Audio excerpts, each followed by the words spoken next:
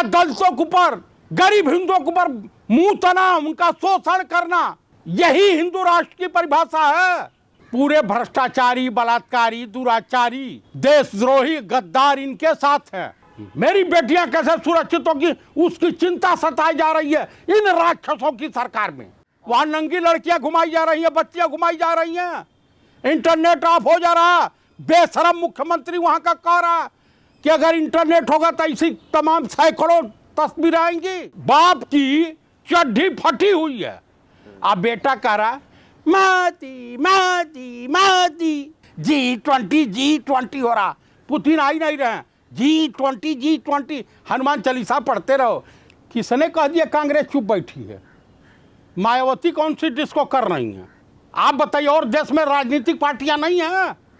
उनका आर्थिक सलाहकार इस तरह का बयान दे रहा हो तो देश का प्रधानमंत्री तालियां बजाने के लिए बैठा है।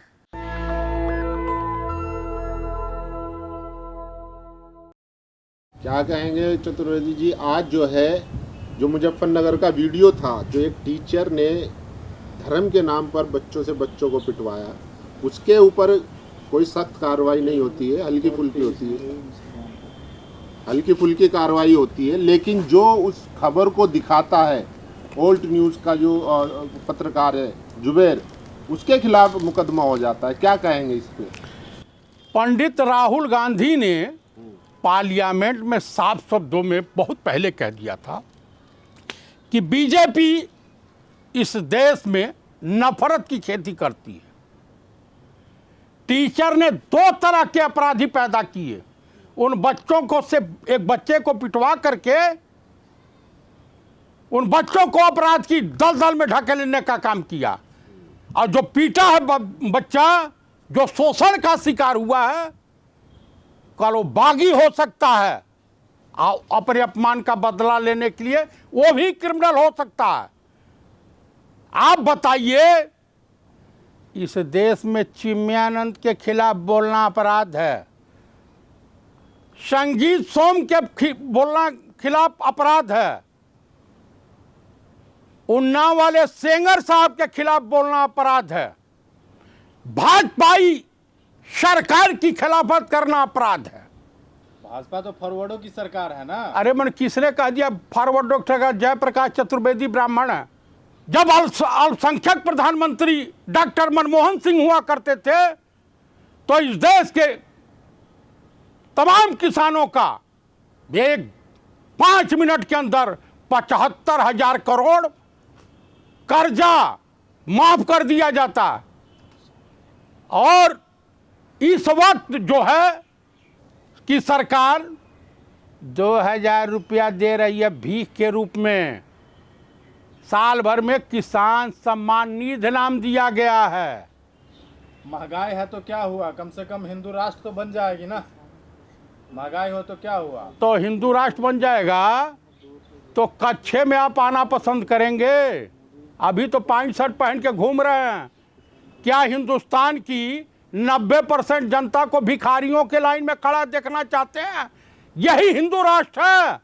क्या इस देश के संविधान को जला देना चाहते हैं? यही हिंदू राष्ट्र है। क्या दलितों के ऊपर, गरीब हिंदुओं के ऊपर मुंह तना, उनका शोषण करना, यही हिंदू राष्ट्र की परिभाषा है? क्या कमलेश तिवारी जैसे लोगों की हत्याएं होती हों, यही हिंदू राष्ट्र है? क्या उन्नाव में एक बेटी के साथ दरिंदगी हुई, यही हिंदू राष्ट्र की परिभाषा है? क्या मणिपुर में हमारे देश की महिला को नंगा घुमाया गया, यही हिंदू राष्ट्र की परिभाषा है? अरे तो कल आज उनके वहां हो रहा, कल आपका भी घर है निशाने पर, मेरा भी घर है निशाने पर। मैं भी 2 बेटियों का बाप हूं। मेरी बेटियां कैसे सुरक्षित होगी उसकी चिंता सताई जा रही है इन राक्षसों की सरकार में। नहीं, आप चिंता नहीं कीजिए, क्योंकि आप हिंदू हैं। हिंदू के साथ अन्याय शोषण नहीं किया जाता है। अच्छा, उन्नाव की जो बेटी थी, वो ठाकुराइन, वो दलित थी? कहो, कानपुर में जो माँ बेटी को जला करके मार दिया गया, वो ब्राह्मण नहीं थी, वो दलित थी। एक साधु जो है पूरा मालिश करवा रहा है 16-17 साल की बच्ची से, वो हिंदू नहीं थी। आप बताइए हिंदुओं की परिभाषा होती क्या है? अरे तो जाग तो रहा है ना, हिंदू तो जाग रहा है। हिंदू जाग रहा है, अपनी बहू बेटियों की इज्जत बेचने के बाद जागेगा, लुटवाने के बाद जागेगा। आप मुझे बता दीजिए, क्या हिंदुस्तान को केरोसिन से छिड़क करके आग लगाना चाहते हैं आप लोग? कहाँ आग लग रही है? बाप की चड्ढी फटी हुई है। अब बेटा कह रहा है माती माती माती। अरे क्या तो दिक्कत मोदी है? ने किया है तो तभी तो क्या ना। किया है? क्या किया है बता दीजिए, एको कारनामा तो बता दीजिए। डिजिटल इंडिया बनाया, अरे डिजिटल इंडिया बनाया। उनके पिताजी ने नहीं बनाया है। जो मोबाइल जो इंटरनेट वगैरह देख रहे हैं, ये स्वर्गीय राजीव गांधी की देन है। समझ रहे हैं साहब? अच्छा, डिजिटल इंडिया राजीव गांधी जी बोलते हैं जब मैं 2 रुपए भेजता हूँ तो गरीबों के पास 10 पैसे पहुँचते हैं। आज मोदी जी किसानों को डायरेक्ट बैंक टू बैंक 2000 रुपए दे रहे हैं। वाह, बड़ी बहुत। और 10,000 करोड़ लेके विजय माल्या भाग गया, ललित मोदी भाग गया। करीब 17 लाख करोड़ जो है उद्योगपतियों की का कर्जा माफ कर दिए। तो मोदी जी क्या कर सकते वो हैं? पैसा कहाँ से आया था? गुजरात से लाए थे, दहेज में। आप मुझे बता दीजिए, हमारा आपका पैसा है। आप बताइए, इस देश में बेरोजगारी है, आपके देश की अर्थव्यवस्था खत्म हो चुकी है, देश दिवालिया हो चुका है। हमारे देश का प्रधानमंत्री चाइना के राष्ट्रपति के सामने वो हो रहा है, वायरल हो रहा है। देखा कितने पर मुकदमा इस तरह से खड़े हैं चाइना का राष्ट्रपति, चपरासी की हैसियत में। अरे मोदी जी की अध्यक्षता में आज अभी- G20 हो रहा है सर। हाँ? क्या बात कर रहे हैं, पूरी दिल्ली चमकी पड़ी है। अरे 1983 में 83-84 में 102 देशों का सम्मेलन हुआ, गुट निरपेक्ष सम्मेलन, जिसकी अध्यक्ष चुनी गई थी स्वर्गीय श्रीमती इंदिरा गांधी। G20 हो रहा, पुतिन आ ही नहीं रहे। G20 हनुमान चालीसा पढ़ते रहो। अमेरिका का जो है संसद प्रतिनिधिमंडल आता है, देश के प्रधानमंत्री से मिलना नहीं चाहता, कहता मुझे पंडित राहुल गांधी से मिलना। उनको भी पता होगा कि हमारे देश के प्रधानमंत्री राजा बाबू हैं। तो यही तो मोदी जी कह रहे हैं कि तुष्टीकरण और भ्रष्टाचार इसको मुक्त करना है। अरे- नमक की तरह खा रहा है ये देश। वाह वाह वाह वाह। एकनाथ शिंदे, अरे सुन लीजिए, एकनाथ शिंदे राजा हरिश्चंद्र की छठी औलाद हैं।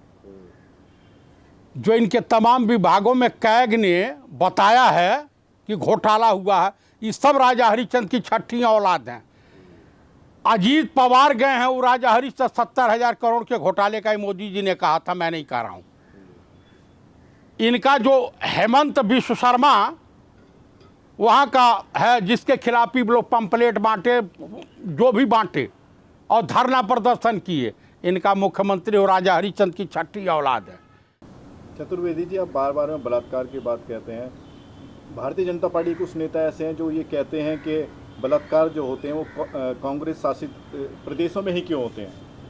हाँ, ये बड़ा बहुत बढ़िया प्रश्न किया।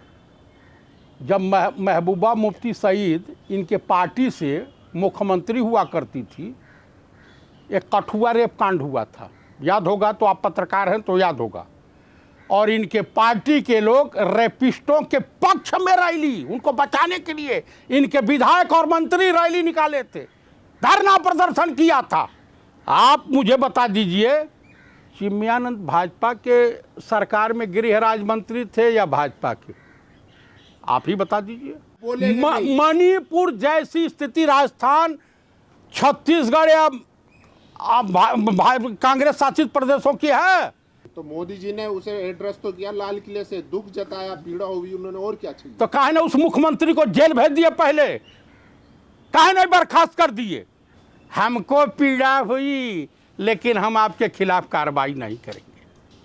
हमारे वहाँ घोटाला हुआ लेकिन हम घोटालेबाजों के खिलाफ कार्रवाई नहीं करेंगे।